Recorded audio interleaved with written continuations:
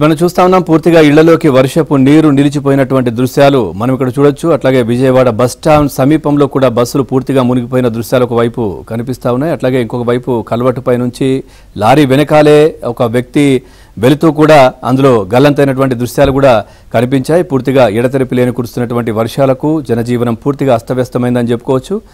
మనం చూస్తా ఉన్నాం పూర్తిగా ఇళ్లలోకి వర్షపు నీరు రావడం కావచ్చు, కల్వట్టుల పైనుంచి కూడా వర్షము నీరు పొంగి పోలుతున్న దృశ్యాలు అయితే మనం చూస్తా ఉన్నాం.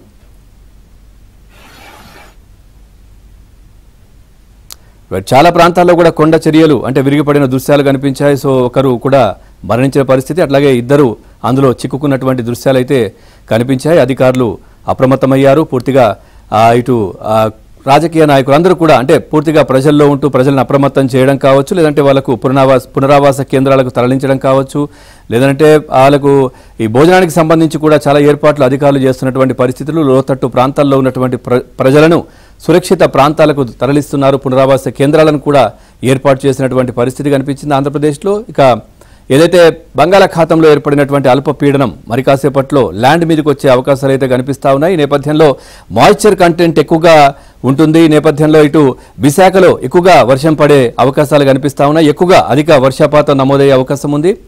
అదేవిధంగా తెలంగాణ పైన కూడా చాలా ప్రభావం ఉంటుందంటూ కూడా వాతావరణ శాఖ అధికారులు హెచ్చరికలు జారీ చేసిన పరిస్థితి.